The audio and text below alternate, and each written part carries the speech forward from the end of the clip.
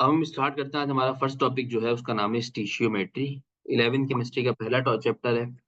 और पहला चैप्टर जो स्टार्ट करते हैं तो बिल्कुल बेसिक से स्टार्ट करते हैं कि हमने क्या पढ़ना है, क्योंकि कुछ बच्चों का बैकग्राउंड स्ट्रांग है, कुछ बच्चों का बैकग्राउंड ऐसा नहीं होता केमिस्ट्री को खास तौर पे लेके कि वो डायरेक्टली मुश्किल चीजें हजम कर पाए। तो भाई, जब कोई केमिकल रिएक्शन होता है, कोई सा भी केमिकल रिएक्शन होता है, तो उस केमिकल रिएक्शन में 2 चीज़ें होती हैं। एक आपका रिएक्टेंट होता है और एक आपका प्रोडक्ट होता है। क्या रिएक्टेंट होता है, क्या प्रोडक्ट होता है, हर चीज़ को भाड़ में डालें। कुछ आप इंग्रीडिएंट्स लेते हैं, कुछ आप चीज़ें अपने हाथ में लेते हैं, उनको मिक्स करते हैं, उनको पकाते हैं, उनको रिएक्ट करवाते हैं। वो चीज़ें कहलाती हैं रिएक्टेंट।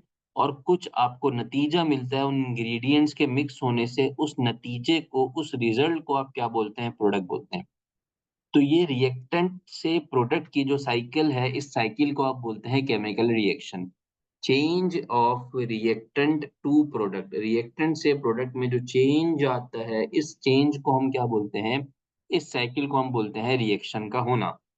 अब इस रिएक्शन के अंदर जो कैलकुलेशंस होती हैं, कैलकुलेशन से मुराद क्या है कि भाई आपने इतना रिएक्टेंट लिया तो उतना प्रोडक्ट मिलेगा, इतना रिएक्टेंट लेंगे तो उतना प्रोडक्ट मिलना चाहिए। This calculation is called as quantitative analysis.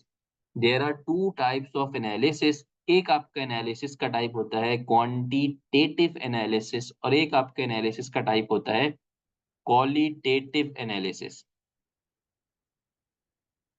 Qualitative analysis कि भाई आपने जो प्रोडक्ट बनाया है उसकी क्वालिटी क्या है, उसमें वो प्योर है, इम्प्योर है, वो कैसा है, अच्छा है, नहीं है, फ़ायदा है, नुकसानदेह, वो एनालिसिस कहलाता है क्वालिटेटिव एनालिसिस। और दूसरा एनालिसिस होता है क्वांटिटेटिव एनालिसिस। क्वांटिटेटिव एनालिसिस से मुराद क्या हुआ कि अगर आपने इतना रिएक्टेंट लिया, इतनी क्वांटिटी ली तो यू शुड, आपके पास इतना प्रोडक्ट बनेगा, ठीक है? तो this is called as quantitative analysis. अब किसी भी केमिकल रिएक्शन के अंदर क्वांटिटेटिव एनालिसिस का होना, किसी भी केमिकल रिएक्शन के अंदर क्वांटिटेटिव एनालिसिस का होना, दिस इज़ कॉल्ड एज़ स्टीशियोमेट्री। स्टीशियोमेट्री की डेफिनिशन क्या हो गई? Quantitative analysis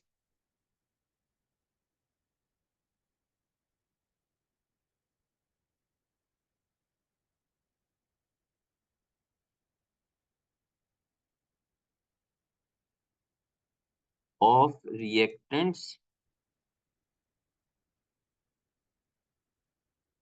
and products in a balance chemical equation.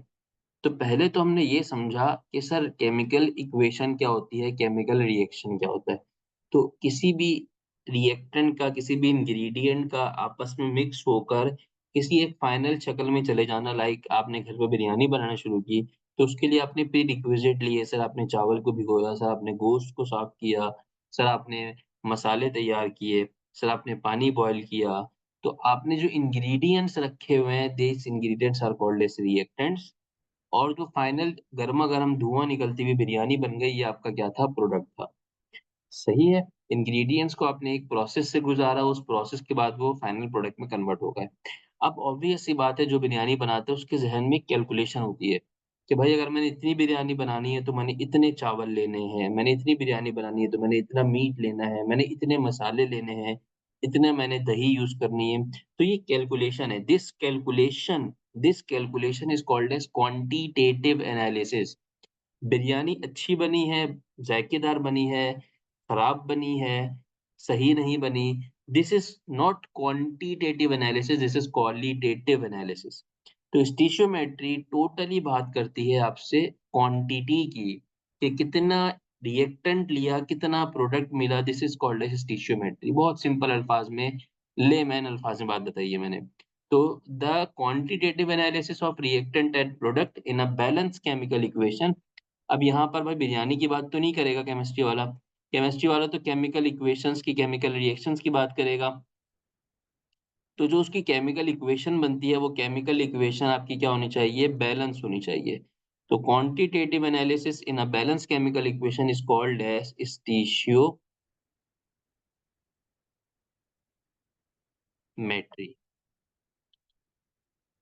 इसको हम बोलते हैं स्टीशियोमेट्री। ठीक है, तो ये स्टीशियोमेट्री की डेफिनेशन क्लियर है। अब अब क्वांटिटी को कितने तरीकों से शो किया जा सकता है? क्वांटिटी मेजर करने के कितने पॉसिबल सिनेरियोज हैं? तो भाई किसी भी चीज की क्वांटि बैलेंस केमिकल इक्वेशन की नीड इसलिए है कि भाई जब एनालिसिस करते हो तो बराबरी का एनालिसिस होता है ना। मिसाल के तौर पे आप 12th क्लास में पढ़ रहे हो तो आपका जो कंपैरिजन होगा वो 12th क्लास के बच्चे के साथ होगा। आपका कंपैरिजन किसी ग्रेजुएट बच्चे के साथ नहीं किया जाएगा। तो जब एनालिसिस किया जाता है तो कंपैरिजन बराबरी का किया जाता है, ठीक है? तो आपके पास जितने मोल्स जितने बंदे रिएक्टेंट साइड पर हैं उतने ही मोल्स उतने बंदे प्रोडक्ट साइड पे होने चाहिए। This is called as balance equation. Equation आपकी बैलेंस होनी चाहिए जब आप एनालिसिस करने जाओ तो।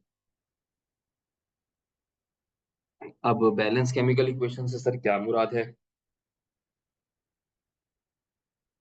बैलेंस केमिकल इक्वेशन से मुराद ये है, मैंने एक केमिकल इक्वेशन लिखी है सिंपल। मैं एक केमिकल इक्वेशन सिंपल लिख देता हूँ कि भाई हाइड्रोजन ने रिएक्शन किया आयोडीन के साथ और क्या बनाया? हाइड्रोजन आयोडाइड बनाया। ठीक है, रिएक्शन किया हाइड्रोजन आयोडाइड बना लिया। अब ये बैलेंस नहीं है। बैलेंस ना होने से मुराद क्या है? यहाँ पे 2 हाइड्रोजन है, हाइड्रोजन के 2 एटम्स हैं या 1 मोल है। यहाँ पे हाइड्रोजन का सिंगल एटम बना। इसी तरह आयोडीन के 2 एटम्स हैं, 2 आयोडीन है, यहाँ पर सिंगल एटम आयोडीन का नज़र आ रहा है। तो ये इक्वेशन बैलेंस नहीं है। तो आप इस पे स्टीशियोमेट्रिक कैलकुलेशंस अप्लाई नहीं कर सकते अनटिल अनलेस ये इक्वेशन बैलेंस ना हो जाए। तो इसको बैलेंस करने के लिए दोनों तरफ हाइड्रोजन और दोनों तरफ आयोडीन बराबर होने चाहिए। तो आप यहाँ पर भी 2 लगा दोगे, तो अब हाइड्रोजन को काउंट करोगे तो 2 हाइड्रोजन यहाँ पर आ गए और इसी तरह 2 आयोडीन आपके प्रोडक्ट साइड के ऊपर आ गए। तो ये आपकी कहलाती है बैलेंस केमिकल इक्वेशन।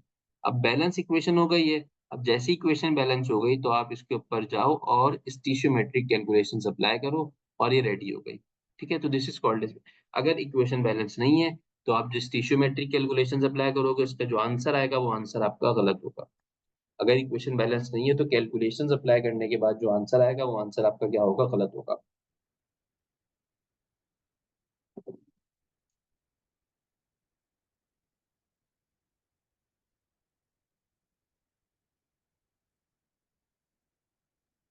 सही है।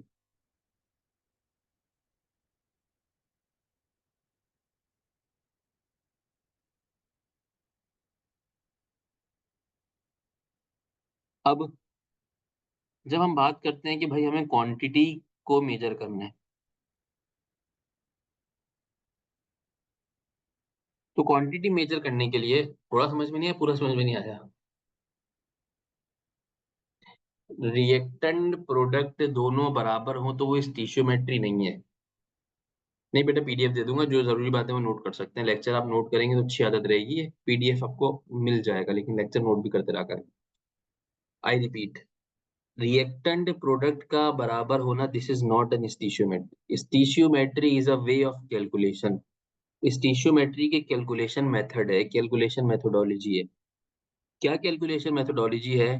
कि भाई क्वांटिटी का एनालिसिस करना है। मिसाल के तौर पे आसान लफ्जों में बात कर देता हूँ भाई, बिल्कुल लेमन अल्फाजों में, कि एक बिरयानी का पैकेट है, मसाले का पैकेट है, एक बिरयानी के मसाले का पैकेट है, वो 1 किलो बिरयानी बनाएगा, वो 1 किलो बिरयानी बना देगा। अगर मेरे पास 10 मसाले के पैकेट हों तो वो कितनी बिरयानी बनाएंगे? 10 किलो बनाएंगे। ऐसे ही है। कैसे बता दिया आपने? कैलकुलेशन की, मल्टीप्लाई किया। तो इसी कैलकुलेशन को थोड़ा सा कॉम्प्लेक्स लेवल पे ले जाओ, थोड़ा सा केमिस्ट्री के एटम्स और मॉलिक्यूल्स पे ले जाओ, तो यही कैलकुलेशन स्टीशियोमेट्री है। अगर एक बिरयानी अगर एक बिरयानी का पैकेट है, 1 किलो बिरयानी बना रहा है, मुझे क्वार्टर बिरयानी बनानी है, क्वार्टर केजी बिरयानी बनानी है, तो मैं कितना पैकेट कंज्यूम करूंगा? तो भाई आप क्वार्टर पैकेट कंज्यूम करोगे, पूरा पैकेट कंज्यूम करने की जरूरत नहीं है। क्लियर हुई बात? ज़हन में आई? कैसे बताया? कैसे बताया? आपने कैलकुलेशन करके बताया। तो this calculation is called as stoichiometry. ये कैलकुलेशन स्टीशियोमेट्री कहलाती है। इक्वेशन स्टीशियोमेट्री नहीं कहलाती। बट स्टीशियोमेट्रिक कैलकुलेशंस करने के लिए आपको इक्वेशन मौजूद होती है। आपको बिरयानी के डब्बे, बिरयानी के पैकेट मौजूद नहीं होते, आपके पास इक्वेशन होती है, केमिकल इक्वेशन। उस केमिकल इक्वेशन का बैलेंस होना ज़रूरी है, विदाउट बैलेंसिंग केमिकल इक्वेशन का वजूद केमिस्ट्री की दुनिया में नहीं माना जाता। सिर्फ स्टीशियोमेट्री में नहीं, without balancing of equation, equation का कोई वजूद ही नहीं है। Equation should be balance. और आपके लिए फायदा ये होता है कि इक्वेशन 90% सिनेरियोज के अंदर बैलेंस मिलती है। You have to just perform the calculation. अभी मैं कैलकुलेशन दिखाता हूँ कैसे होती है, तो मुझे आगे बढ़ने दीजिएगा। ये क्वांटिटी क्या होती है, इस क्वांटिटी का मतलब क्या होता है, क्वांटिटी क्या भला होती है। तो क्वांटिटी को मेजर करने के दुनिया में दो रास्ते हैं। दुनिया में दो रास्ते हैं, first year second year chemistry में दो रास्ते नहीं, दुनिया में ही दो रास्ते हैं। पहला रास्ता क्या है क्वांटिटी मेजर करने का, या तो उस चीज के आपको मास बताओ। मास मतलब मास, वजन, वजन मतलब जो कि ग्राम्स में होता है। दूसरा रास्ता क्वांटिटी मेजर करने का, या तो उसका वॉल्यूम बताओ। ये क्या पता, उसका वॉल्यूम।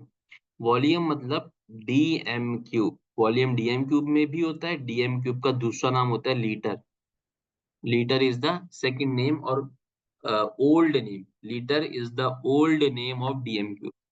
तो ये दो बातें अगर आपको पता होंगी, ये दो बातें अगर आपको पता होंगी, तो इन दो बातों से हम क्वांटिटी एनालाइज करते हैं। अब इन दो चीजों से there are three types of relations, there are three types of relation which are called as stoichiometric relations. तीन किस्म के रिलेशन होते हैं, जिन रिलेशंस को आप क्या बोलते हैं, स्टीशियोमेट्रिक रिलेशंस कहते हैं। वो तीन किस्म के रिलेशंस कौन से होते हैं?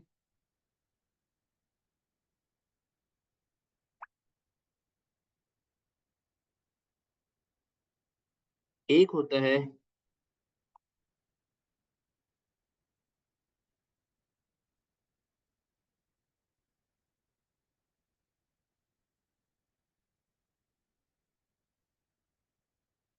एक होता है जिसको आप बोलते हैं मास इनटू मास रिलेशन।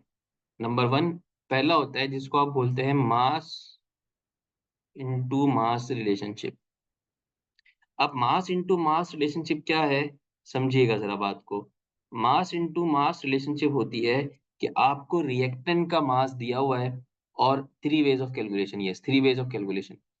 रिएक्टेंट का मास दिया हुआ है, आपसे प्रोडक्ट का मास पूछा हुआ है कि भाई अगर 10 किलोग्राम रिएक्टेंट रिएक्ट करेगा तो how much kilogram of product बनेगा। अगर 5 किलोग्राम रिएक्टेंट रिएक्ट करेगा तो हाउ मच ऑफ प्रोडक्ट बनेगा। या 5 किलोग्राम प्रोडक्ट बनाने के लिए how much of reactant will require.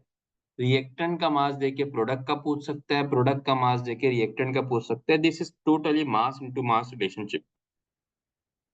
Second हमारे पास होती है mass into volume relationship. Mass into volume relationship. Mass देके वॉल्यूम पूछेगा, वॉल्यूम देके मास पूछेगा, anything could be possible. Third और लास्ट होता है volume into volume relationship. Volume into volume relationship. तो ये सिंपल से तीन कॉन्सेप्ट होते हैं स्टीशियोमेट्री के अंदर, जिसको आप मास मास, मास वॉल्यूम, या वॉल्यूम वॉल्यूम भी कहते हो। ठीक है, ये मास ओवर मास, मास इनटू वॉल्यूम, आपको कुछ भी स्टेटमेंट इंग्लिश के इस्तेमाल कर लो तो आप वो समझ जाओगे कि रिलेशन ये है। अब केमिस्ट्री की दुनिया में जरा मास को, ये जो मास है ना, इसको जरा कम इस्तेमाल किया जाता है। इस मास को रिप्लेस, मास इनटू मास समझ नहीं आया भाई, क्या समझ में नहीं आया मेरे चांद, मेरे शहजादे, क्या मतलब? मैं 6 7 क्लास बच्चे तो नहीं पढ़ रहे ना। मास इनटू मास में क्या बोलेगा वो आपसे कि 10 किलोग्राम कार्बन डाइऑक्साइड है, उसको बनाने के लिए कितना कैल्शियम कार्बोनेट चाहिए होगा। अब कितना का मतलब है, वो भी आपसे मास पूछ रहा है। क्लियर? 5 किलोग्राम कैल्शियम कार्बोनेट बन रहा है, तो कितना कैल्शियम ऑक्साइड चाहिए होगा, क्या पूछ रहा है, मास पूछ रहा है। ठीक है।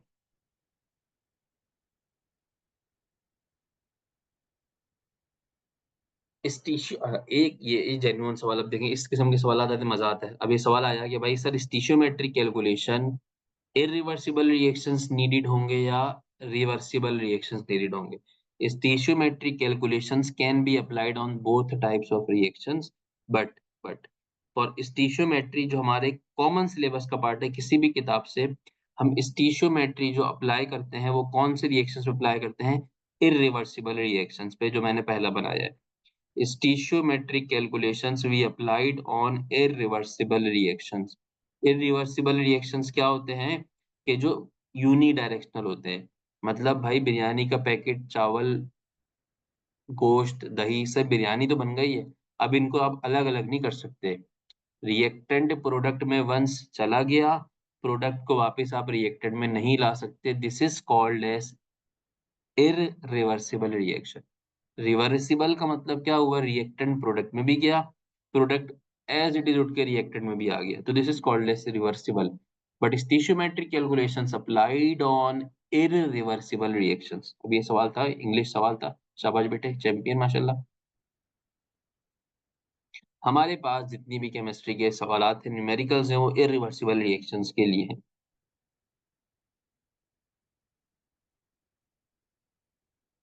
मास इंटू वॉल्यूम का मतलब क्या है? कि आपसे मास देगा भाई, आपको मास प्रोवाइड करेगा और बोलेगा बताओ प्रोडक्ट बनेगा।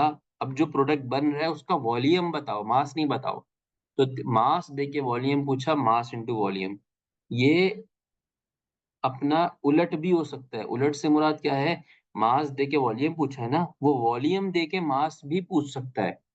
उसने वॉल्यूम दिया, बोला कि बताओ प्रोडक्ट का मास कितना बनेगा, तो they it is also called as volume into mass relationship या mass volume relationship. Clear?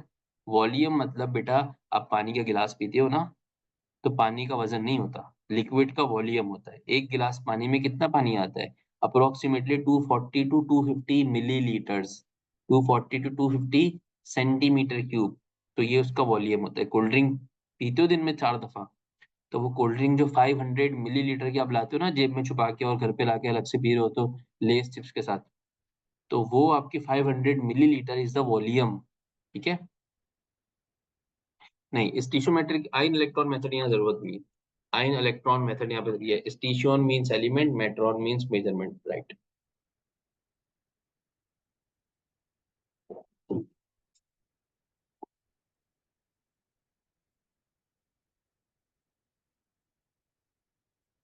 Yes. Volume के लिए वॉल्यूम के लिए हम डीएम क्यूब इस्तेमाल करते हैं। डीएम क्यूब कहूँ या मैं लीटर कहूँ, बात एक ही होती है। और डीएम क्यूब का जो स्मॉलर यूनिट होता है वो होता है मिलीलीटर। तो मैं डीएम क्यूब की जगह सीएम क्यूब, सेंटीमीटर क्यूब कहूँ या मिलीलीटर कहूँ, बात एक ही है, दोनों एक ही नेम। ठीक है? यस, स्टोइचियोमेट्री रिवर्सिबल के लिए भी अप्लाई होता है, बट हमारे स्कोप का पार्ट नहीं है। हमने खाली ये रिवर्सिबल में करना है, बट ये अप्लाई होता है। अब मैं उस पे चीज पे आ रहा हूँ। अब स्टोइचियोमेट्री के अंदर मैंने आपको लिखा है मास। अब मास जो है वो नॉर्मली हमारे पास यूज नहीं होता। हम जो है इस मास को रिप्लेस करते हैं किस चीज के साथ? हम इस मास को रिप्लेस करते हैं, एक टर्मिनोलॉजी है जिसको हम बोलते हैं मोल्स। इस मास को हम रिप्लेस करते हैं मोल्स के साथ। हमें हर जगह लिखा हुआ होगा हाउ मच मोल्स, इतने मोल्स। ये मोल्स क्या बला होती है? तो मास नॉर्मली यूज नहीं होता। हम यूज करते हैं, जो चीज हम यूज करते हैं वो चीज क्या यूज होती है? Mole. Mole is the replacement of mass on basis of some calculation. वो कैलकुलेशन क्या है, पहले इसकी डेफिनेशन समझिएगा। ये डेफिनेशन क्या कहती है भाई? ये डेफिनेशन क्या कहती है? ये कहती है ग्राम एटॉमिक मास। अभी बेटा सारे पुराने सवाल भूल जाइएगा, मैं आंसर नहीं कर रहा, तो आप लोग अपनी मेहनत जाया नहीं करें, इसको समझे। ग्राम एटॉमिक मास, फिलहाल इसको समझे बस, जो मैं लिखने जा रहा हूँ। ग्राम मॉलिक्यूलर मास, मैं समझाता भी हूँ, मतलब ये जो लिख रहा हूँ उस पर फोकस करें। Gram atomic mass, gram molecular mass, या इसका कैलकुलेट करने का एक और मेथड होता है formula mass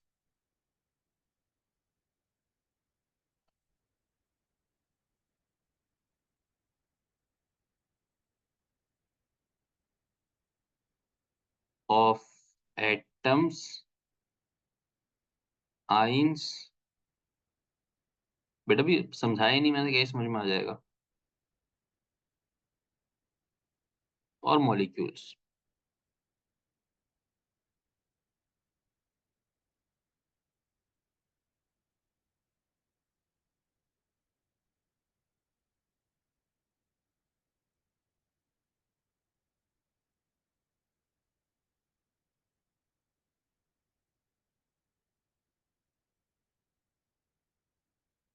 express in grams. अब समझिएगा जरा मोल का कॉन्सेप्ट क्या होता है।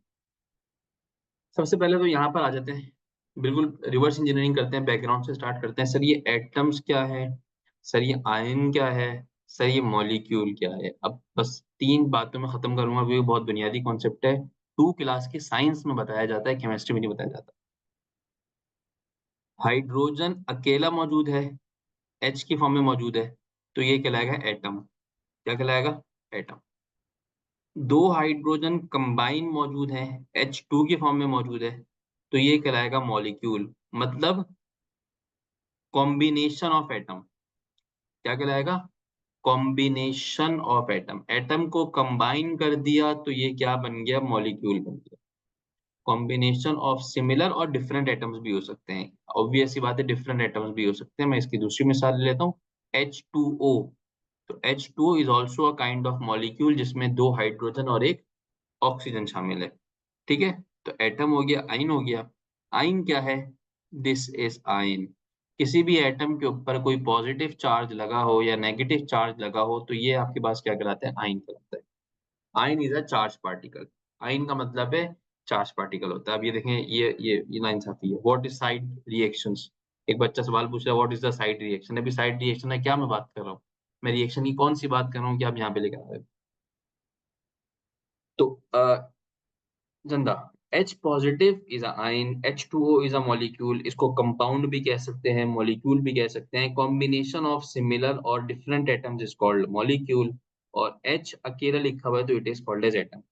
अब सर बात, चार्ज मतलब चार्ज क्यों आता है? या तो आप इलेक्ट्रॉन देते हो या इलेक्ट्रॉन लेते हो। जब इलेक्ट्रॉन दोगे तो पॉजिटिव चार्ज आएगा, क्योंकि नेगेटिव चार्ज इलेक्ट्रॉन होता है जो आपसे दूर हो गया। जब इलेक्ट्रॉन आप दोगे तो पॉजिटिव चार्ज आएगा, जब इलेक्ट्रॉन लोगे तो नेगेटिव चार्ज की आप पर एफिशिएंसी हो जाएगी, तो आप आपके पास नेगेटिव चार्ज आएगा। इलेक्ट्रॉन देना मींस पॉजिटिव चार्ज, इलेक्ट्रॉन लेना मींस नेगेटिव चार्ज। क्लियर है? आगे आते हैं। अब yes, all molecule are compound. Molecules and compounds को फिलहाल हटा दीजिए, वो हमारा स्कोप का पार्ट फिलहाल नहीं है। मॉलिक्यूल्स एंड कंपाउंड्स को हटा दीजिए, ऑल मॉलिक्यूल्स आर कंपाउंड्स लिख दें, इस स्टेटमेंट को लिखना। अब इसके मैंने क्या लिखा कि भाई अगर आप मॉलिक्यूल्स, एटम्स और आयंस को atomic mass, gram molecular mass या उनके फॉर्मूले मास को ग्राम्स में एक्सप्रेस करो तो ये चीज कहलाती है मोल। अब समझिएगा जरा बात को भाई। सबसे पहले बात करता हूँ मैं कार्बन एटम की। मैं किसकी बात करता हूँ? कार्बन एटम की बात करता हूँ। अगर मैं कार्बन एटम की बात करता हूँ तो भाई atomic mass of carbon atom क्या है? बच्चे बच्चे को याद होता है। अगर आपको याद नहीं है, छोटे भाई बहन जो 6 7 क्लास में, उससे पूछिएगा एटॉमिक मास ऑफ कार्बन क्या होता है तो वो आपको बता देगा। एटॉमिक मास ऑफ कार्बन होता है 12 atomic mass unit. Atomic mass का जो यूनिट होता है वो क्या यूनिट होता है? Atomic mass unit 12। ठीक है? अब इसी एटॉमिक मास को जो AMU एटॉमिक मास यूनिट में एक्सप्रेस किया जाता है, अगर मैं इसी को ग्राम्स में लेकर चले जाऊं, इसमें लेकर चले जाऊं, ग्राम्स में लेकर चले जाऊं, और मैं इसी को क्या लिखूं? एटॉमिक मास इन ग्राम्स लिख सकता हूं ये मैं, या इसको मैं ग्राम एटॉमिक मास भी कह सकता हूं, या इसको मैं ग्राम एटॉमिक मास भी कह सकता हूं। Atomic mass in grams of carbon, carbon के एटॉमिक मास की बात कर रहा हूँ ग्राम्स में, तो वो क्या हो जाएगा? 12 ग्राम। क्या हो जाएगा? वो 12 gram. This 12 gram is called as, this 12 gram is called as mole, या this 12 gram is called as 1 mole of carbon. दोबारा, this 12 gram is called as 1 mole of carbon. इसको आप कार्बन का 1 मोल कहोगे। अब कोई पूछे क्या सर 1 मोल ऑफ हाइड्रोजन भी 12 ग्राम होता है? सर 1 मोल ऑफ सल्फर भी 12 ग्राम होता है? सर 1 मोल ऑफ नाइट्रोजन भी 12 ग्राम होता है? सर 1 मोल ऑफ ऑक्सीजन भी 12 ग्राम होता है? तो इसका आंसर होगा नो। तो अगर आप 1 मोल ऑफ सल्फर निकालना चाहते हो तो you must know the atomic mass of sulphur. AMU is a separate unit, grams is a, AMU और grams एक नहीं है। फर्क क्या होता है? ये वे ऑफ यूनिट है। Atomic mass unit is a type of unit, gram is also a type of unit. तो अगर मैं एटॉमिक मास लिख रहा हूं तो एटॉमिक मास को AMU में रिप्रेजेंट किया जाता है। मैं ग्राम एटॉमिक मास लिख रहा हूँ तो उसी वैल्यू को हम ग्राम्स में रिप्रेजेंट करते हैं। ये डिफरेंस है। अब आप एएमयू और ग्राम्स को एक नहीं मानना, ठीक है? अलग-अलग होते हैं। अगर मैं सिर्फ एटॉमिक मास लिख रहा हूँ तो उसका यूनिट बनता है एटॉमिक मास यूनिट। अगर मैं ग्राम एटॉमिक मास लिख रहा हूँ तो उसी वैल्यू को, सेम वैल्यू को आपने ग्राम्स में रिप्रेजेंट करना है, ठीक है? एटॉमिक मास से तो पता चलता है, फिलहाल अभी हमने याद किया, अभी हम उस बहस में नहीं जा रहे, वो एटॉमिक मास निकालने का एक मेथड है, मैं उस बहस में अभी नहीं लेकर जा रहा आप लोगों को, ठीक है? यस। तो gram atomic mass is a मोल। अभी हौसला रखिएगा। अगर मैं कहूँ सर 1 मोल ऑफ सल्फर भी क्या 12 के बराबर होगा? 1 मोल ऑफ सल्फर भी क्या 12 के बराबर होगा? नहीं भाई, 12 के बराबर क्यों होगा? सल्फर का 1 मोल सल्फर के एटॉमिक मास के बराबर होगा। सल्फर के एटॉमिक मास के बराबर होगा। और gram atomic mass of sulphur क्या होता है? ये कुछ बेसिक एटॉमिक मास होते हैं जो आप याद करते हो। जैसे एटॉमिक मास ऑफ सल्फर जो होता है वो होता है 32। Atomic mass in grams of sulphur वो होता है 32 ग्राम्स के बराबर। अब सल्फर का जो 1 मोल है, सल्फर का 1 मोल है वो कितने ग्राम्स होगा? 32 ग्राम्स होगा। अब जरा लॉजिक समझो, कॉन्सेप्ट समझो, दुनिया समझो है क्या। अगर मैं अपनी एक मुट्ठी में बोलूं मेरे पास 1 मोल सल्फर है, और उल्टी उल्टे हाथ की मुट्ठी में मैं कहूँ कि मेरे पास 1 मोल कार्बन है, तो क्या दोनों का वजन, दोनों का मास क्या बराबर होगा? नहीं सर, बराबर नहीं होगा।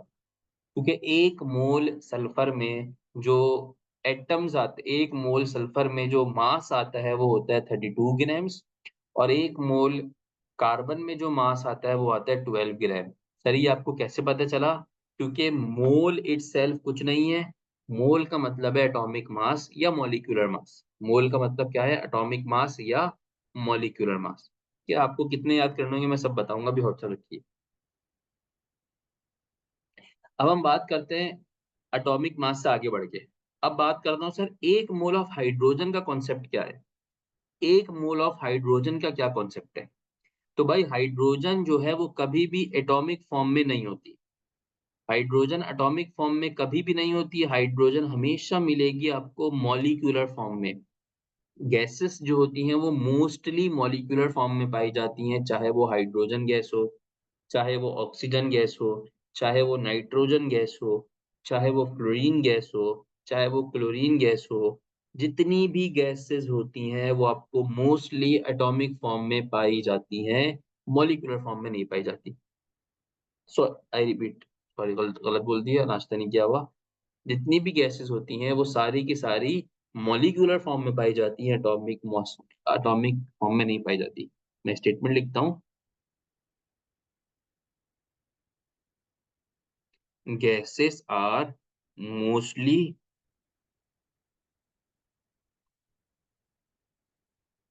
exist in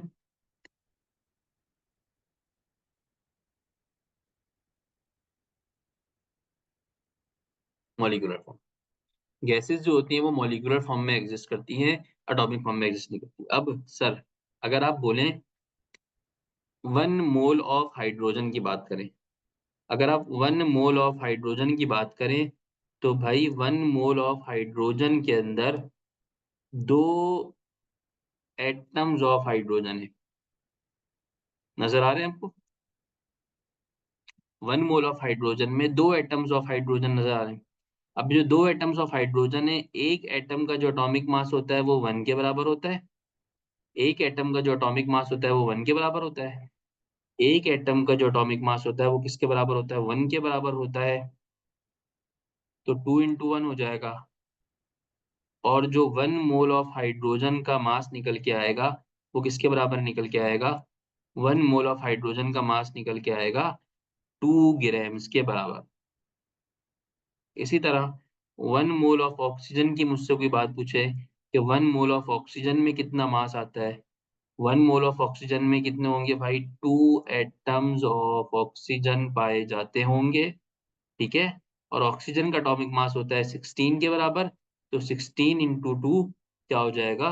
32 grams. अब ये चैंपियन पूछ रहा है कि 2 से मल्टीप्लाई क्यों किया? तो शहजादे और शहजादी, एक मोल में कितने एटम्स नजर आ रहे हैं? Gases exist in the molecular form. 2 नजर आ रहे हैं ना? तो एटॉमिक मास को 2 से मल्टीप्लाई करेंगे। एटॉमिक मास को किससे मल्टीप्लाई करेंगे? 2 से मल्टीप्लाई करेंगे। नोबेल गैसेस जो होती हैं वो एटॉमिक फॉर्म में एग्जिस्ट करती हैं।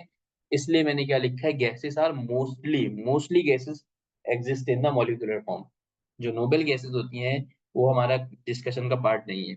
अभी सिर्फ हम मॉलिक्यूल का कॉन्सेप्ट समझ रहे हैं और एटम का कॉन्सेप्ट समझ रहे हैं। अब अगर मैं बात करूं कि 1 मोल ऑफ H2SO4 का मतलब क्या है, what is meant by 1 mole of H2SO4? तो भाई H2SO4 is a compound. H2SO4 एक कंपाउंड है। तो H2SO4 का आपने क्या निकालना होगा, फॉर्मूला मास निकालना होगा कि इसका फॉर्मूला मास क्या बनता है। अभी ऑक्सीजन की बात लिख तो दी बेटा मैंने, H2O का 18 होगा एग्जैक्टली exactly। अब 1 मोल ऑफ H2SO4 की अगर वो आपसे बात करे तो भाई 1 मोल ऑफ H2SO4 का मतलब क्या है, H2SO4 में H2SO4 का कॉम्बिनेशन क्या है भाई, H2SO4 का कॉम्बिनेशन है 2 एटम्स ऑफ हाइड्रोजन। ऐसे मैं 9 क्लासों के ज़माने पढ़ाया करता था, आज एप्टीट्यूड वालों को ऐसे पढ़ा रहा हूँ। 2 atoms of hydrogen, 1 atom of sulphur, और इसी तरह 4 एटम्स ऑफ ऑक्सीजन। ये H2SO4 का कॉम्बिनेशन है। ऐसा ही है, कोई टेंशन है इसमें नहीं। 2 एटम्स ऑफ हाइड्रोजन का मतलब है 2 ग्राम, 2 × 1। ठीक है, तोड़ तोड़ के लिखता हूँ, ज्यादा लिख दिया मैंने तो परेशान हो जाएंगे बेचारे, मासूम बच्चे हैं, 6 क्लास के बच्चे हैं ना मेरे प्यारे से दादे। 1 एटम ऑफ सल्फर का मतलब क्या है, 1 × सल्फर का एटॉमिक मास होता है 32 ग्राम, तो आंसर आ जाएगा 32 ग्राम। ठीक है, इसी तरह 4 एटम्स ऑफ ऑक्सीजन का मतलब क्या है, 4 × 16 इसका एटॉमिक मास है। ये सारे मैंने एटॉमिक मासेस लिखे हैं। तो 16 × 4 क्या होता है, इसका आंसर होता है 64 ग्राम। इन सबको उठाकर आपने क्या करना है सर, इन सबको उठा के आपने सम करना है। तो what would be the answer, 98 gram is the answer. So 1 mole of H2SO4 equals to 98 grams. अब दुनिया में किसी भी चीज का आप 1 मोल निकाल सकते हो कि 1 मोल किसके बराबर होगा। 1 मोल ऑफ एटम भी निकालना सीख लिया, 1 मोल ऑफ मॉलिक्यूल भी निकालना सीख लिया, 1 मोल ऑफ कंपाउंड भी निकालना सीख लिया। तो इसी तरह आप किसी भी चीज के मासेस को ग्राम्स में एक्सप्रेस करते हो तो इसको कहते हैं 1 मोल कहलाता है। ठीक है, इसको कहते हैं 1 मोल। अब मैंने आपको क्या बोला कि एग्जाम में ना, पेपर में या एमसीक्यूज में या न्यूमेरिकल में प्रैक्टिस के अंदर नॉर्मली वो मास का लफ्ज इस्तेमाल नहीं करता। नॉर्मली वो मास के बजाय क्या इस्तेमाल करता है, मोल्स का टर्मिनोलॉजी इस्तेमाल करता है। तो now you are able to convert mass into moles with the help of this formula। अगर वो आपको बोले, लेट सपोज, अगर वो आपको बोले कि भाई how many moles in 10 gram of water, 10 gram of water में कितने मोल्स हैं, तो you have the formula for calculating moles. Moles की डेफिनेशन आपने पढ़ ली। अब हम फॉर्मूले की बात करते हैं। मेरा ख्याल है आपने फॉर्मूला 5 क्लास के अंदर पढ़ा होगा। मैं रिपीट करवाता हूँ क्योंकि कोई 10 साल पुरानी बात हो गई है। तो चंदा, नंबर ऑफ मोल्स का फॉर्मूला जो होता है वो क्या होता है, जिसके आप मोल्स निकालने जा रहे हैं उसका मास, जिसको आप बोलते हैं मास ऑफ सब्सटेंस, डिवाइडेड बाय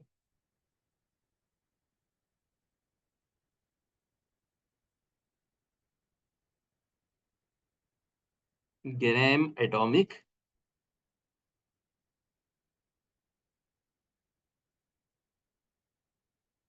या मॉलिक्यूलर मास।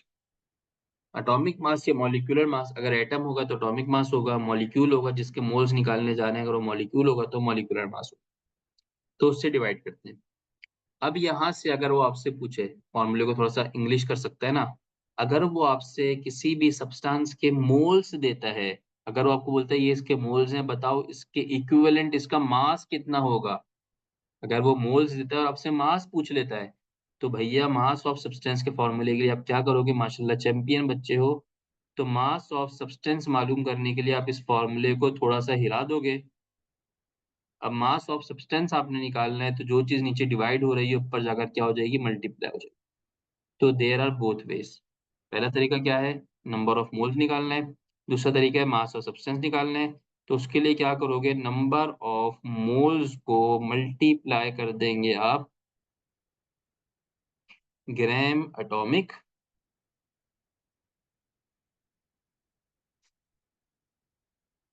और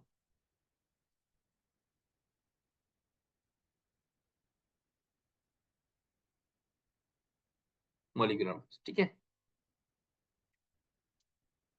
बेटा, मोल निकालने का फॉर्मूला लिखा तो है ऊपर, मोल कैसे निकालते हैं लिखा तो है मैंने, number of moles equals to mass of substance divided by atomic mass. अब भाई मेरे शहजादे बहुत मासूम हैं, तो हम एक सवाल देखते हैं।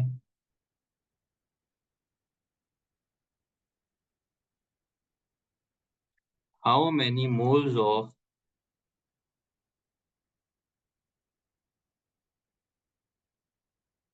12 gram of H2, 12 gram of H2O में कितने मोल्स हैं, ये आपसे सवाल पूछा है। बेटा फॉर्मूला लिखते रहोगे तो कभी समझ में नहीं आएगा। ये सवाल पूछे ना, हाउ मेनी मोल्स, तो क्या पूछे, नंबर ऑफ मोल्स पूछे। इन 12 ग्राम ऑफ H2O, ये 12 ग्राम H2O मतलब H2O का मास दिया हुआ है। तो भैया फॉर्मूला क्या बताया है, अभी थोड़ी देर पहले फॉर्मूला बताया है कि नंबर ऑफ मोल्स कैसे निकालते हैं। नंबर ऑफ मोल्स निकालने के लिए आप क्या करोगे, इसी फॉर्मूले को मैं थोड़ा सा आगे लेके जाता हूँ, सॉल्व करता हूँ। नंबर ऑफ मोल्स, अब मैं टू क्लास की तरह सॉल्व तो नहीं करूंगा, अब फौरन सॉल्व करना है हमने। नंबर ऑफ मोल्स आपसे पूछे हुए हैं। मास ऑफ सब्सटेंस कितना दिया हुआ है आपको, सर मास ऑफ सब्सटेंस हमें दिया हुआ है 12 ग्राम, तो मास ऑफ सब्सटेंस की जगह आपने क्या रखा, 12 रखा, ग्राम्स डिवाइडेड बाय, अब ये H2O is not an atom, H2O एक मॉलिक्यूल है, तो इसका मॉलिक्यूलर मास होगा।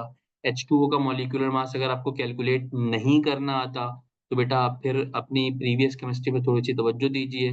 और H2O का मॉलिक्यूलर मास कैसे कैलकुलेट होगा, हाइड्रोजन और ऑक्सीजन, हाइड्रोजन का एटॉमिक मास होता है 1 मल्टीप्लाई बाय 2, क्योंकि दो हाइड्रोजन है। इसी तरह ऑक्सीजन का एटॉमिक मास होता है 16, 16 मल्टीप्लाई बाय 1, क्योंकि एक ऑक्सीजन है।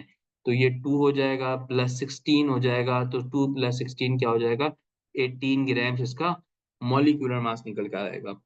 तो मॉलिक्यूलर मास 18 निकला, ये समझ में आया। ये बेटा फॉर्मूला मैंने पैदा किया था चंदा अभी थोड़ी देर पहले।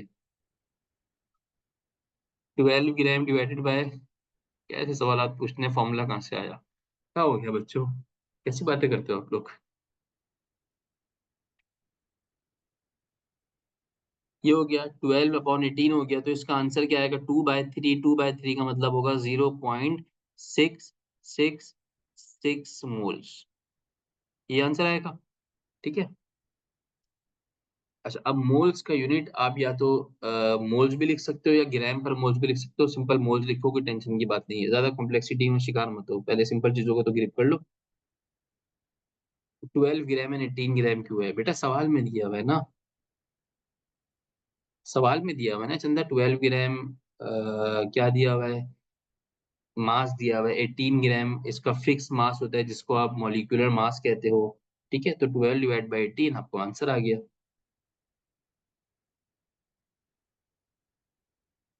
12 ग्राम इसका मास शो कर रहा है भाई। अब 12 ग्राम किसको शो कर रहा है, समझो बात को। मैंने क्या लिखा, 1 मोल ऑफ वाटर में, रिवर्स इंजीनियरिंग है बेटा, समझो।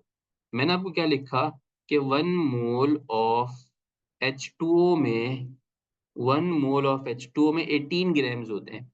कैसे निकाले आपने 18 ग्राम्स, ये 18 ग्राम्स अभी तो निकालना सिखाया है मैंने।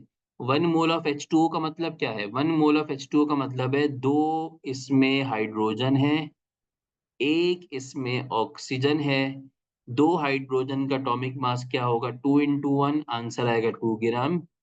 एक इसमें हाइड्रोजन है, हाइड्रो ऑक्सीजन का एटॉमिक मास होता है 16, तो ये हो जाएगा 16 ग्राम। अब बेटा मेरी बात समझो, जो ये सिर्फ उन बच्चों का जवाब दे रहा हूँ जो ये कह रहे हैं कि सर 12 और 18 क्या है। तो भाई अगर मैं कहता हूं कि 1 मोल ऑफ H2O के अंदर 18 ग्राम्स पाया जाता है, 1 मोल ऑफ H2O के अंदर 18 ग्राम्स H2O होता है, तो अगर कोई मुझसे आगे पूछेगा कि मुझे 1 मोल ऑफ H2O का नहीं बताओ, मुझे बताओ कि 0.5 मोल्स में कितना H2O होता है, पूरी स्टेटमेंट समझो, दिमाग दिमाग को गौर करो। 1 मोल ऑफ H2O फिक्स है, यूनिवर्स के लिए फिक्स है। आप पाकिस्तान में बैठे हो, पाकिस्तान में भी 1 मोल ऑफ H2O 18 ग्राम है। मैं सऊदी अरब में बैठा हूँ, सऊदी अरब के अंदर भी 1 मोल ऑफ H2O 18 ग्राम है। ये एक फिक्स वैल्यू है जो कैलकुलेटेबल है, आपने कैलकुलेट कर ली। लेकिन पेपर में वो मुझसे ये नहीं पूछता कि 1 मोल ऑफ H2O बताओ कितना है, वो बोलता है कि भाई बताओ 12 ग्राम H2O में कितने मोल्स होंगे। तो भाई इसके लिए मैंने कैलकुलेट किया, कैलकुलेट करने के लिए फॉर्मूला बता दिया, नहीं तो यूनिटरी मेथड है, डिवाइड कर लो आंसर आ जाएगा। ठीक है, अभी क्लियर है 12 और 18 कहाँ से आया? पहले से वो बच्चा आंसर कर दें जो ये इसमें परेशान थे, 12 और 18 कहाँ से आया ये।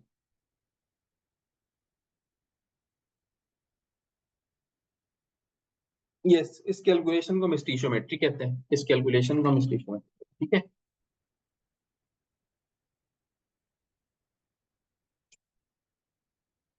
स्टीशियोमेट्री मींस कैलकुलेशंस है, तो स्टीशियोमेट्री सिर्फ कैलकुलेशन ही आती है, और कैलकुलेशन ही इसके अंदर है, और न्यूमेरिकल ही इसके अंदर, और कुछ है भी नहीं इसके अंदर।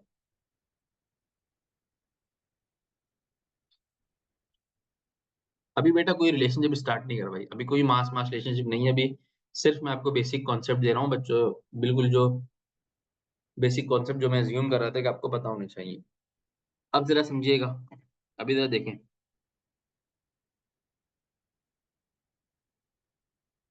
How many moles of 50 grams of calcium carbonate. ये कैल्शियम कार्बोनेट एक बंदा है जो आपके पड़ोस में रहता है, वो आपसे कह रहा है कि भाई कैल्शियम कार्बोनेट के 50 मोल्स के अंदर, सॉरी, कैल्शियम कार्बोनेट के 50 ग्राम्स के अंदर, कैल्शियम कार्बोनेट के 50 ग्राम्स के अंदर कितने मोल्स होंगे। कैल्शियम कार्बोनेट के 50 ग्राम्स के अंदर कितने मोल्स होंगे, ये आपसे सवाल पूछा है। तो भाई इसका आंसर कर दो। क्या मसला है इसका आंसर करने में? आपको फॉर्मूला पता है नंबर ऑफ मोल्स का, स्टैटिक फॉर्मूला है। वो फॉर्मूला क्या है भाई? नंबर ऑफ मोल्स कितने मास में पूछा है, तो कितने मास में पूछा है भाई? 50 ग्राम्स के अंदर पूछा है, लिख दिए 50 ग्राम। अब जिसका नंबर ऑफ मोल्स पूछा उसका मॉलिक्यूलर मास क्या है? कैल्शियम कार्बोनेट का मॉलिक्यूलर मास निकालना क्या मसला है?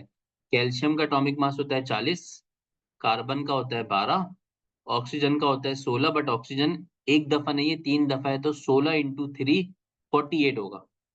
ठीक है, कैल्शियम एक दफा था तो कैल्शियम 40 इंटू 1 हुआ, कार्बन एक दफा था तो 12 इंटू 1 हुआ, ऑक्सीजन 3 दफा है तो ऑक्सीजन का एटॉमिक मास जो 16 होता है। ये सारे एटॉमिक मास आपको पेपर में लिखे हुए आते हैं, लेकिन आप प्रैक्टिस इतनी बार करोगे तो इंशाल्लाह आपको याद भी हो जाएंगे। तो इसका आंसर होगा 100। 50 डिवाइडेड बाय 100 आंसर आ जाएगा हाफ। हाफ मतलब होता है भाई 0.5 मोल्स। हाफ मतलब होता है 0.5 मोल्स। ठीक है जी बेटा, विदाउट कैलकुलेटर भी जाएंगे, अभी हम न्यूमेरिकल्स पे नहीं है, अभी हम सिर्फ डेफिनेशंस पढ़ रहे हैं, ये डेफिनेशंस का ही पार्ट है। तीसरा वो सवाल कुछ इस तरीके से कर सकता है, थर्ड वो क्वेश्चन इस तरीके से कर सकता है।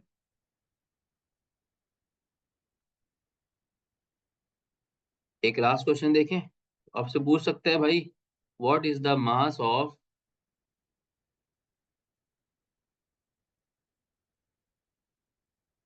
5 moles of H2SO4? What is the mass of 5 moles of H2SO4? ये बताइए, what is the mass of 5 moles of H2SO4? What is the mass of 5 moles of H2SO4? ये आपसे पूछा हुआ है। अब इसके लिए मैंने आपको सवाल फॉर्मूला जो लिखा है वो थोड़ा सा डिफरेंट है। अब आपसे क्या पूछा है? मोल्स नहीं पूछा, मोल्स आपको गिवन है। अब मोल्स आपको गिवन है, आपसे मास पूछा है, तो सर कोई टेंशन नहीं, हम चैंपियन है। मोल्स गिवन है ना, मास पूछा है, तो हम लिखेंगे मास ऑफ सब्सटेंस। हमें सब्सटेंस भी यहाँ पता है, कौन है substance? H2SO4 is a substance. Mass of H2SO4 पूछा है। H2SO4 के जो मोल्स हैं वो कितने हैं? 5 मोल्स हैं, आई थिंक 5 गिवन है। यस, और H2SO4 का जो मॉलिक्यूलर मास होता है वो होता है 98 के बराबर। अगर नहीं याद तो निकालो। हाइड्रोजन होता है 1, 1 इंटू 2 क्या हो जाएगा? 2। सल्फर होता है 32, 32 एक बार मौजूद है, 32 इंटू 1 क्या हो जाएगा? 32। ऑक्सीजन होता है 16, 4 दफा मौजूद है, 16 इंटू 4 क्या हो जाएगा बेटा? 64 हो जाएगा। 64 प्लस 32 96, 96 प्लस 2 क्या हो जाएगा बेटा? 98। तो 5 इंटू 98 क्या होगा Chanda? 5 into 98 will be equals to 490 grams.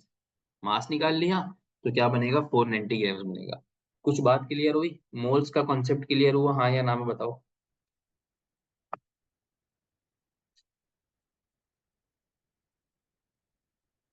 Clear हुआ, ठीक है। अल्हम्दुलिल्लाह, ठीक है। अब आते हैं आगे। अब एक कॉन्सेप्ट आता है लास्ट, फिलहाल मैं आज के लिए लास्ट रखूंगा इसको, फिर इंशाल्लाह हम नेक्स्ट क्लास अपनी स्टीशियोमेट्री को प्रॉपर स्टार्ट करेंगे। आज इंट्रोडक्शन के रास्ते अच्छे इंट्रोडक्शन हो गया मेरा ख्याल है।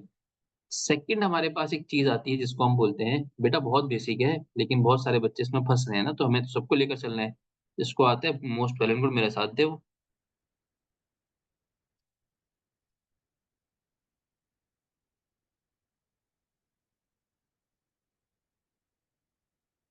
अच्छा, नेक्स्ट क्लास के लिए बेटा एक मैं आपको प्रैक्टिस बताऊंगा। उस प्रैक्टिस को फॉलो करोगे तो देखो आपका भी टाइम बहुत कीमती है, सर का टाइम भी कीमती है, और हमारे पास बहुत शॉर्ट टाइम है अब। ऐसा नहीं है कि हम रोजाना 3-3 घंटे की क्लास ले रहे हैं, हम हफ्ते में 2 बार, 1 से 2 बार मिलेंगे। तो हमें उसमें ही अपने कोर्स को कंप्लीट करना है। तो आज तो ऑब्वियसली पहली क्लास है, तो पहली क्लास में मैंने आपको को आपकी हर फरमाइश पूरी की है, बिल्कुल बेसिक से लेकर चला हूँ। लेकिन you are not studying 11th और 12th। आपको मैं 11th और 12th नहीं पढ़वा रहा, आपको मैं कम्पिटिटिव एग्जाम की तैयारी करवा रहा हूँ। ठीक है? तो कम्पेरेटिव एग्ज़ाम का मतलब ये होता है कि वो चीज़ जो आप पढ़ के आ चुके हो, उसको रिवाइज़ करवाना है और उसको और अच्छा स्ट्रॉन्ग करना है। तो मैं यहाँ पर आपको फ़िलहाल आज का डे एक्सेप्शनल है, तो इसलिए मैं आज की बात नहीं करता। तो मैं जो भी चीज़ पढ़ाऊँगा, मैं ये अज़्यूम करके पढ़ाऊँगा कि ज़िंदगी में कम से कम एक बार तो आपने ये पढ़ी हुई है 11th में। अगर नहीं पढ़ी हुई तो बेटा आप भी दुआ करें अपने लिए, मैं भी आपके लिए दुआ करता हूँ। इंशाअल्लाह किसी न किसी की दुआ कबूल होगी तो आपका बेड़ा पार हो जाएगा। तो मैं ये अज़्यूम करके पढ़ाऊँगा कोई भी चीज़ कि आपने कम से कम एक बार पढ़ी हुई है, लेकिन मैं ये अज़्यूम करके नहीं पढ़ाऊँगा कि you are expert of this topic. मैं सिर्फ़ ये अज़्यूम करके पढ़ाऊँगा कि ये इससे आप आशना हो या आपने पढ़ी हुई है, आपको कुछ ना कुछ पता है। जैसे अभी ये मोल की बात, मेरा ख़्याल है कि 150 बच्चों को मोल ही नहीं पता था मोल क्या है। तो ये एक नाइंसाफ़ी है कि आपने क्या पढ़ा है। ख़ैर, मैं ऐसा नहीं है कि मैं आते ही तीर बरसाने शुरू कर दूँगा कि ये आपको आता है, ये आपको आता है। मैं पढ़ाऊँगा सब, पढ़ाऊँगा मैं सब। लेकिन जो इंतहाई बेसिक बात है, उसको मैं मल्टीपल टाइम्स रिवाइज़ नहीं करूँगा, रिपीट नहीं करूँगा कि एक बच्चा बोल रहा है सर ये 12 ग्राम कहाँ से आया बता दिया भाई, फिर पूछ रहा है सर टू ये 40 ग्राम कहाँ से आया बता दिया भाई। तो ये अपने ज़हन में, अच्छा ये हर सब्जेक्ट में ही ऐसा होगा। क्योंकि ये बात तो आपको क्लियर है ना? पहले मुझे बता दें, ये बात तो अब क्लियर है ना कि आप ईकेट, एमडीकेट के लिए बैठे हुए हैं यहाँ पर। आप बोर्ड्स की तैयारी करने के लिए नहीं बैठे हुए 9th, 10th की, 11th, 12th की। ये क्लियर है? तो इसका मतलब हमने फिर उसी फैशन में तैयारी करनी है, लेकिन इसका हरगिज़ मतलब ये नहीं है कि मैं आऊँगा डायरेक्ट ही हवाई जहाज़ उड़ाना शुरू कर दूँगा और आप बैठोगे और सुनोगे, एक फ़िल्म की तरह चलेगी आपके सामने स्क्रीन और खत्म हो जाएगी। इंशाअल्लाह आपको समझ में सब आएगा। लेकिन इसके लिए कुछ एफर्ट आपने भी करनी है। लेकिन 2 टाइप के बच्चे क्लास में बैठे हुए हैं। एक वो बच्चे चैंपियन जिनके लिए सारी बातें बकवास है क्योंकि वो सब पढ़े हुए हैं, उनको सब पता है ये सारी बातें। क्लियर है? एक वो बच्चा तो उसके लिए वो कह रहा है सर ये क्या बेसिक बातें पढ़ रहे हैं। एक वो बच्चा जो टाइमली इस चीज़ को नहीं पढ़ सका, वो अब पढ़ने की कोशिश कर रहा है। तो मैं एक चैंपियन बच्चे के लिए वो बच्चा जो पहले नहीं पढ़ सका उसको मैं मायूस नहीं करूँगा बेटा। पढ़ेंगे हम सबके लिए। जिसको आता है गुड, वेल एंड गुड, साथ बैठे हमारे। रिवाइज़ करे चीज़ों को। जिसको नहीं आता वो सीखे। लेकिन जिसको नहीं आता उसके लिए मैं इतना डीप डाइव नहीं करूँगा कि बेटा मुझे वापस आना, अपने टॉपिक को ग्रिप करना मुश्किल हो जाए। बात क्लियर है? तो इसका तरीक़ेकार क्या होता है? इंशाअल्लाह मैं एक और दे 2 दिन में आपसे प्लानर शेयर करूँगा। तो उस प्लानर में लिखा होगा कि हम कल की क्लास में क्या पढ़ने जा रहे हैं। नेक्स्ट वीक की क्लास में क्या पढ़ने जा रहे हैं।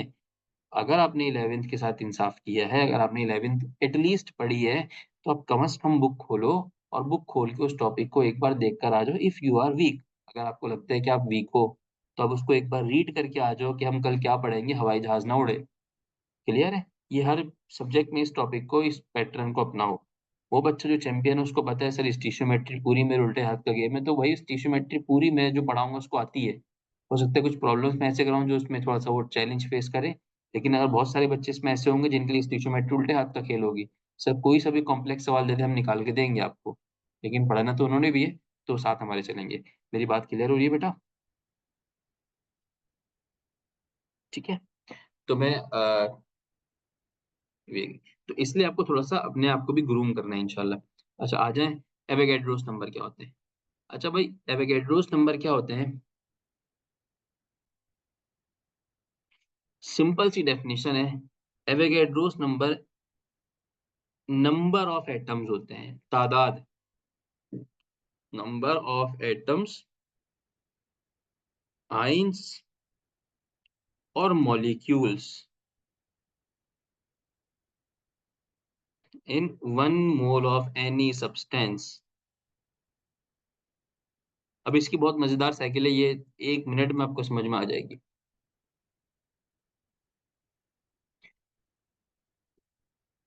ये एक हाइपोथेटिकल नंबर है। अब भाई मिसाल के तौर पे मैं आपसे कहता हूँ कि 1 मोल ऑफ कार्बन है, मैंने आपसे लिखा 1 मोल ऑफ कार्बन।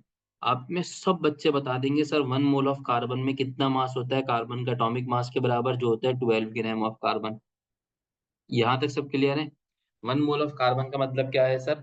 1 मोल में 12 ग्राम होते हैं, 12 ग्राम। यहाँ तक सब मेरे साथ चल रहे होंगे, क्लियर है? अब इस 12 ग्राम के अंदर एक्चुअल कार्बन के कितने एटम्स हैं, कितने कार्बन हैं? सर 12 ग्राम के अंदर कार्बन के कितने जर्रात हैं, कार्बन के कितने पार्टिकल्स हैं, ये क्या चीज है? तो this is called as Avogadro's number. ये एक हाइपोथेटिकल नंबर है जो कि पूरी दुनिया के लिए यूनिवर्सल कांस्टेंट है कि 1 मोल ऑफ एनी सब्सटेंस में पाए जाने वाले पार्टिकल्स की तादाद क्या होती है, क्वांटिटी क्या होती है, एक जैसी होती है। और वो किसके बराबर होती है? वो होती है 6.02 एक्सपोनेंशियल 23। अब ये एक कैलकुलेटेड फिगर है। कहाँ से लेकर आए एवोगैड्रोस इस फिगर को, ये हमारी बहस का हिस्सा नहीं है। हमने इसमें चूचा नहीं करनी, जैसा उन्होंने बताया हमने उसको मान लिया, पूरी दुनिया ने मान लिया कि भाई 1 mole of any atom contains specific number of grams, specific grams, 1 mole of any atoms contain specific grams। भाई जैसे 1 मोल of कार्बन है 12 ग्राम, 1 मोल of ऑक्सीजन है 32 ग्राम्स, 1 मोल of H2SO4 है 98 ग्राम। लेकिन इन सब के अंदर जो नंबर ऑफ एटम्स या नंबर ऑफ मॉलिक्यूल्स होंगे वो फिक्स्ड होंगे, और उसकी वैल्यू 6.02 एक्सपोनेंशियल 23 के बराबर होगी। अब अगर कोई कहता है कि सर 1 मोल ऑफ ऑक्सीजन में कितने ऑक्सीजन हैं, तो 1 मोल ऑफ ऑक्सीजन का मतलब ऑक्सीजन का एटॉमिक मास होता है 16 के बराबर। 2 ऑक्सीजन है 1 मोल के लिए, तो 16 × 2 32 ग्राम होंगे ऑक्सीजन के 1 मोल में।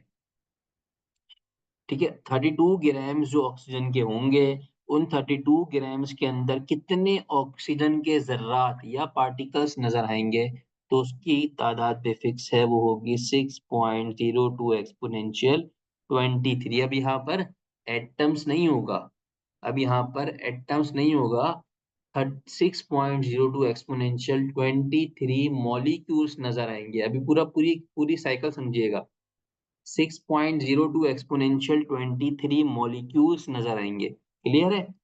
अब कोई पूछता है सर ऑक्सीजन के एटम बताओ, तो भाई एक ऑक्सीजन का एटम अगर आपको ऐसे नजर आ रहा है, एक ऑक्सीजन के मॉलिक्यूल में कितने एटम्स हैं? एक ऑक्सीजन के मॉलिक्यूल में सर 2 एटम्स हैं। एक ऑक्सीजन का मॉलिक्यूल जो बनता है कितने एटम से मिलकर बनता है? सर एक ऑक्सीजन का मॉलिक्यूल 2 एटम से मिलकर बनता है। तो अगर इतने मॉलिक्यूल्स हैं और मुझसे कोई पूछता है कि इसमें एटम्स कितने हैं, तो 6.02 एक्सपोनेंशियल 23 को आप मल्टीप्लाई करा दोगे 2 से, तो आंसर आ जाएगा कि भाई 1 मोल ऑफ ऑक्सीजन में 12.04 एक्सपोनेंशियल 23 एटम्स पाए जाते हैं। अभी मेरी बात कंप्लीट नहीं हुई, हौसला रखिए, अभी हौसला रखिए। तीसरी चीज, अभी हौसला रखिएगा। कोई मुझसे बोलता है sir 1 mole of sulphuric acid, 1 mole of sulphuric acid, चलो लंबा बड़ा हो जाएगा, 1 मोल ऑफ कार्बन डाइऑक्साइड। तो कार्बन डाइऑक्साइड का फॉर्मूला होता है 44 ग्राम, कार्बन 12, ऑक्सीजन 32, 32 प्लस 12 मतलब 32 प्लस 12, आंसर आ जाएगा 44 ग्राम ऑफ कार्बन डाइऑक्साइड। अब भाई 1 मोल के अंदर 44 ग्राम है। अब एक कार्बन डाइऑक्साइड जो बना होगा वो 3 बंदों से मिलके बना है, उन 3 बंदों में एक कार्बन है और 2 ऑक्सीजन है। कार्बन डाइऑक्साइड कितने बंदों से मिलके बना है? 3 बंदों से। वो 3 बंदों में कौन कौन है? एक कार्बन, 2 ऑक्सीजन। तो भाई टोटल मॉलिक्यूल्स कितने हो जाएंगे? 6.02 एक्सपोनेंशियल 23 मॉलिक्यूल्स होंगे। अगर कोई मुझसे पूछे एक मोल ऑफ कार्बन डाइऑक्साइड में एटम्स कितने हैं, कितने एटम्स हैं, तो भाई एक कार्बन डाइऑक्साइड 3 मॉलिक्यूल से मिलकर बना है। तो इतने मॉलिक्यूल्स हैं तो एटम्स कितने होंगे? तो चंदा 6.02 एक्सपोनेंशियल 23 को मल्टीप्लाई कर दो, हाउ मेनी एटम्स? 3 एटम से मिलकर बना है, तो 3 से मल्टीप्लाई करोगे 18.04 एक्सपोनेंशियल 23 एटम्स आ जाएगा।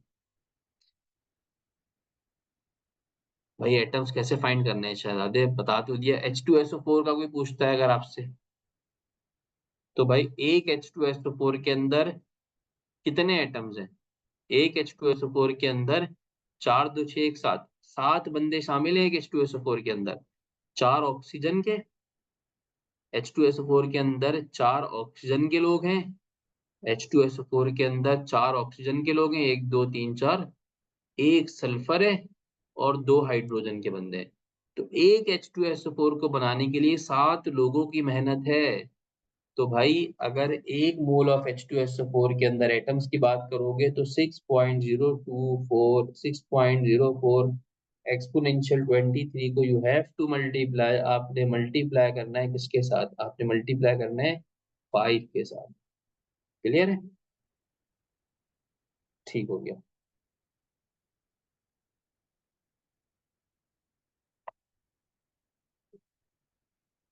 बेटा 1 mole of carbon and 1 mole of sulphur same number of atoms हैं, उनके एटॉमिक मासेस डिफरेंट है। हाँ दिया बेटे, 1 मोल ऑफ कार्बन और 1 मोल ऑफ सल्फर के एटॉमिक मासेस डिफरेंट है।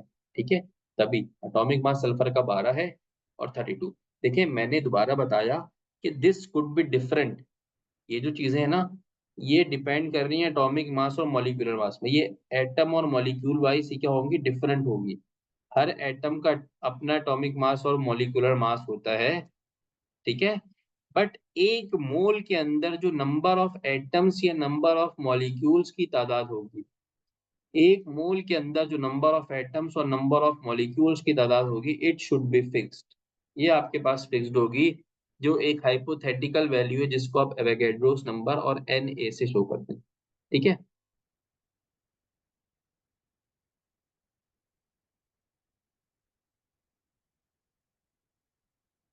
बेटा CO2 का एटम तो एक न्यू, अच्छा एक एक बच्चे का सवाल, जेन्युइन सवाल है।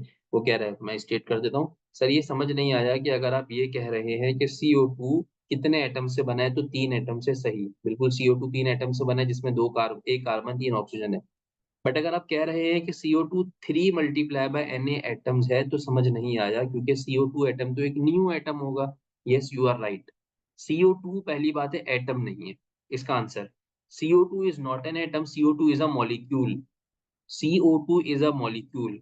Each molecule is a combination of atom. जहां पर भी molecule का लफ्ज आ गया तो molecule means it is a combination of atom. अब जैसे CO2 है वो 3 एटम का कॉम्बिनेशन है, H2SO4 है वो 5 7 एटम्स का कॉम्बिनेशन है, कैल्शियम कार्बोनेट है वो 4 एटम 5 एटम्स का कॉम्बिनेशन है। तो अगर आपको नंबर ऑफ एटम्स पूछे जाएं, अभी न्यूमेरिकल्स मैं इसके कराऊंगा, हौसला रखिएगा। अगर आपसे नंबर ऑफ एटम्स पूछे जाएं तो इसी एवोगैड्रोस की वैल्यू को आप नंबर ऑफ एटम से मल्टीप्लाई कर देते हैं। ठीक है, एवोगैड्रो बेसिकली एक फिक्स्ड फिगर बताता है, 6.02 एक्सपोनेंशियल 23। ये fixed figure, it could be atom, it could be molecule, it could be ion. ये एटम भी हो सकता है, मॉलिक्यूल भी हो सकता है, ये आयन भी हो सकता है। ठीक है, ये एक फिक्स्ड वैल्यू है। इस फिक्स्ड वैल्यू को फर्दर आप क्या कर सकते हैं? नंबर ऑफ एटम से मल्टीप्लाई करके। अच्छा आप ये भी पूछ सकते हैं, अब इसमें एक और भी कॉम्प्लेक्सिटी है, वो क्या है? वो अगर बोल रहा है कि एक मोल ऑफ कार्बन में, पूरा सवाल समझिएगा पहले, एक मोल ऑफ कार्बन 12 ग्राम है, इस 12 ग्राम में 6.02 एक्सपोनेंशियल 23 एटम्स हैं। बताओ इस कार्बन में इलेक्ट्रॉन्स कितने होंगे? सोचो, 1 मोल ऑफ कार्बन 12 ग्राम से मिलके बना है, और इसमें अगर आप ज़र्रात की, पार्टिकल्स की बात करो तो कितने पार्टिकल्स हैं? 6.02 एक्सपोनेंशियल 23 छोटे-छोटे पार्टिकल्स हैं। हर पार्टिकल में एक कार्बन के अंदर 6 इलेक्ट्रॉन्स होते हैं। हर पार्टिकल में 6 इलेक्ट्रॉन्स होंगे, तो बताओ 6.02 एक्सपोनेंशियल 23 में कितने इलेक्ट्रॉन्स मिलेंगे आपको? Total overall electrons. तो वो इलेक्ट्रॉन्स किससे मिलेंगे? आपको 6.02 एक्सपोनेंशियल 23 को मल्टीप्लाई कराना होगा 6 के साथ। फर्स्ट, 1 मोल ऑफ ऑक्सीजन में 1 मोल ऑफ ऑक्सीजन में 1 मोल ऑफ ऑक्सीजन में 6.02 एक्सपोनेंशियल 23 मॉलिक्यूल्स हैं। वो बोले नंबर ऑफ प्रोटॉन बताओ कि एक मॉलिक्यूल ऑफ ऑक्सीजन में कितने प्रोटॉन्स हैं। तो आपको पता होना चाहिए कि भाई एक मॉलिक्यूल में कितने प्रोटॉन्स होते हैं, तो आप उसको मल्टीप्लाई करा दोगे। क्लियर है? तो you have to go with to the unit level, आपको यूनिट लेवल तक जाना है, उसके बाद आप मल्टीप्लाई करा सकते हो। ठीक है, वो न्यू मैसेज, बहुत सारे मैसेज ओवरलूप होंगे, लेकिन वो बहुत सारे मैसेज ऐसे ही हैं जो आंसर्स किए हैं बच्चों ने। ठीक है, तो मैं एक सिनेरियोज बता रहा हूँ, तो we will discuss it further. ठीक है, न्यूमेरिकल्स में ऐसे ही सवाल आते हैं। इलेक्ट्रॉन वाली बात समझ में नहीं आई। एक एटम में जितने इलेक्ट्रॉन मल्टीप्लाई बाय 6.02। एक एटम में कितने इलेक्ट्रॉन होते हैं? उस एटम का एटॉमिक नंबर उसके इलेक्ट्रॉन डिफाइन कर रहा होता है। ठीक है बेटा, प्रोटॉन वाली बात अगर आपके समझ में आ गई ना एग्जांपल, तो समझ लीजिएगा मैंने उसकी एग्जांपल अभी नेक्स्ट क्लासेस में करवानी है। तो फिलहाल मैं दोबारा यहाँ पे आपको क्यों परेशान करूँ? मैंने एक मिसाल दी है कि वो नंबर ऑफ प्रोटॉन भी पूछ सकता है, वो नंबर ऑफ इलेक्ट्रॉन भी पूछ सकता है, वो नंबर ऑफ न्यूट्रॉन भी पूछ सकता है, number of electron plus proton का सम भी पूछ सकता है, वो मल्टीपल सिनेरियोज पूछ सकता है। कैसे करना है ये मेरी जिम्मेदारी, मैं कराऊंगा, आपको क्यों परेशान हो रहे हैं? जिसको समझ में आ गया उसने आंसर भी कर दिया, इसको नहीं समझ में आया कोई टेंशन नहीं है। हम अभी इसको पढ़ेंगे, हमने पढ़ा थोड़ी है, निकाला थोड़ी है, अभी पढ़ेंगे इसको हम। इलेक्ट्रॉन वाले, अब सबको इलेक्ट्रॉन वाली बात की टेंशन हो गई है।